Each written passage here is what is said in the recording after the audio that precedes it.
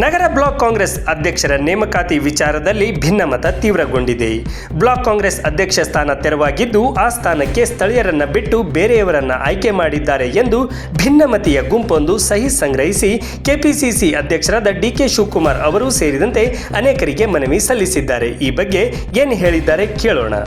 ಇವತ್ತಿನ ದಿವಸ 1/1/2026 ನಾವು ನಗರದ ಪ್ರಮುಖರ ಅಂದರೆ ಜಾಫರ್ ಸಾಬ್ ಬೇಪಾರಿ, ಎಡಿ ಮಫಾಶಿ, ಮೊಹಮ್ಮದ್ ಇರ್ಫಾನ್ ಮುದ್ನಾಳ್, ಜಮಾದಾರ್ ಸರ್ ಹಾಗೂ ದಂಡಿಯಾ ಸಾಹೇಬರು ಹಾಗೂ ಇನ್ನಿತರ ತರಬ್ದಾರ್ ಸಾಹೇಬರು ಹಾಗೂ ಇನ್ನಿತರ ಕಾಂಗ್ರೆಸ್ ಪಕ್ಷದ 1,001 ಕಾರ್ಯಕರ್ತರ ಸಹಿ ಮಾಡಿಕೊಂಡು ಸದರಿ ಸಹಿ ಮುಖಾಂತರ ನಾವು ಈ ಪಕ್ಷದ ಹಿರಿಯರಿಗೆ ಅರ್ಜಿ ಸಲ್ಲಿಸುತ್ತಿದ್ದೇವೆ. ಎಲ್ಲರಿಗೂ ನಮಸ್ಕಾರಗಳು. ಇವತ್ತಿನ ದಿವಸ 18 ಜನವರಿ 2026 ಪಕ್ಷದ ಮುಖಂಡರು ಹಾಗೂ ಸಮಾಜದ ಮುಖಂಡರೊಂದಿಗೆ ಶ್ರೀ ನಂಜನಮಠ ಸಾಹೇಬರಿಗೆ, ಜಿಲ್ಲಾಧ್ಯಕ್ಷರವರಿಗೆ ಭೇಟಿ ನೀಡಿ ನಾವು ಅರ್ಜಿ ಸಲ್ಲಿಸುತ್ತಿರುತ್ತೇವೆ. ಏನೆಂಬುದಂದರೆ, ಬಾಗಲಕೋಟೆ ಮತಕ್ಷೇತ್ರದಲ್ಲಿ ಬ್ಲಾಕ್ ಕಾಂಗ್ರೆಸ್ ಅಧ್ಯಕ್ಷದ ಸ್ಥಾನವನ್ನು ಖಾಲಿಯಾಗಿದ್ದರಿಂದ 4 ಜನವನ್ನು ಅರ್ಜಿ ಸಲ್ಲಿಸಿರುತ್ತಾರೆ. ಅದರಲ್ಲಿ ಶ್ರೀ ಅಕ್ಬರ್ ಮುಲ್ಲಾ ಸಾಹೇಬರಿಗೆ ಅಧ್ಯಕ್ಷ ಸ್ಥಾನವನ್ನು ಕೊಟ್ಟಿರುತ್ತಾರೆ. ಮಾಹಿತಿ ಎಲ್ಲ ದಾಖಲೆಯೊಂದಿಗೆ ನೋಡಿದರೆ ಇವರು ಬಾಗಲಕೋಟೆ ನಿವಾಸಿ ಅಂತ ಪರಿಗಣಿಸಲಿಕ್ಕೆ ಆಗೋದಿಲ್ಲ. ಯಾಕಂದರೆ ಎಲ್ಲ ದಾಖಲಾತಿ ಅವರು ಹಿರೇಮುರಾಳ್ನಲ್ಲಿ ಕಾಣಿಸುತ್ತದೆ.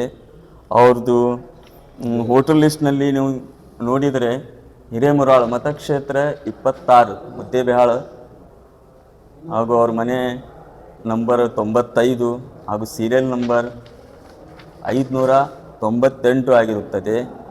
ಇವತ್ತಿನ ವೋಟರ್ ಲಿಸ್ಟ್ನಲ್ಲಿ ನೋಡಿದರೂ ಅವರದ್ದು ಅಲ್ಲೇ ವೋಟ್ ಇದೆ, ಆದರೆ ಬಾಗಲಕೋಟ್ನವರು ನಿವಾಸಿ ಆಗಿರುವುದಿಲ್ಲ.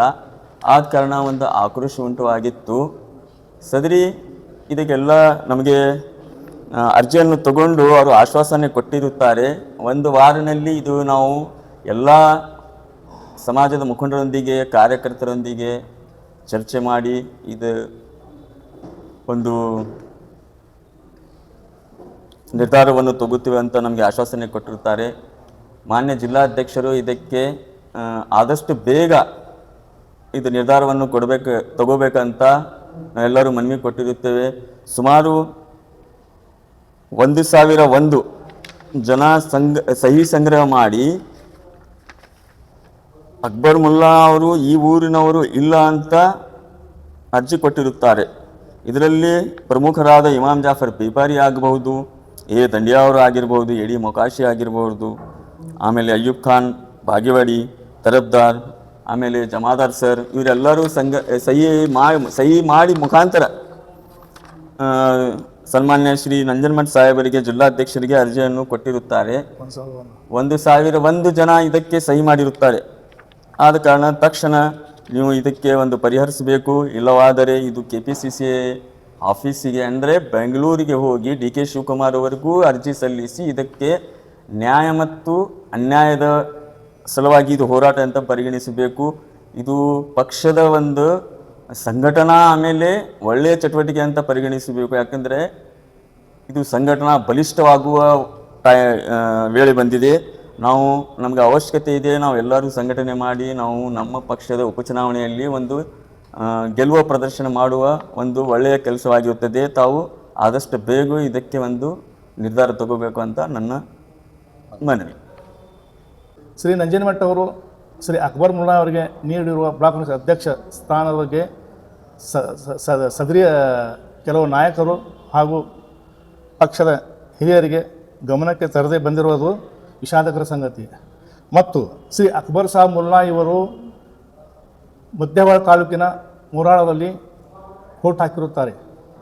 ಸದರಿಯವರ ವೋಟರ್ ಲಿಸ್ಟ್ ಭಾಗ ಸಂಖ್ಯೆ 161, ಮನೆ ಸಂಖ್ಯೆ 95 ಮತ್ತು ಸೀರಿಯಲ್ ನಂಬರ್ 598 ಹಾಗೂ ಮತಕ್ಷರ ಸಂಖ್ಯೆ 26 ಇರುತ್ತದೆ.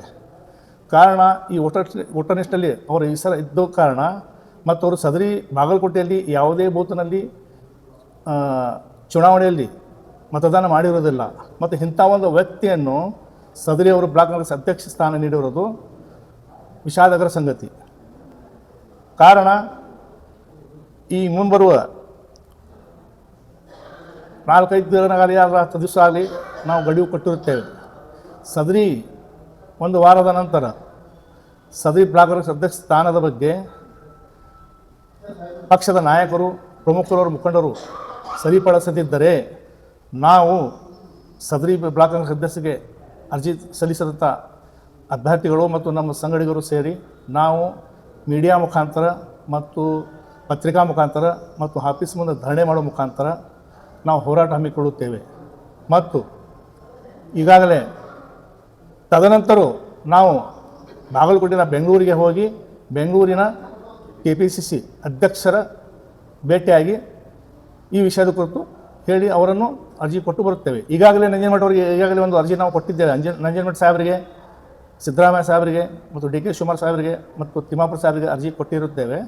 ಮತ್ತೊಂದು ನಾವು ಮನವಿ ಪತ್ರ ಕೊಡ್ತಾ ಇದ್ದೇವೆ.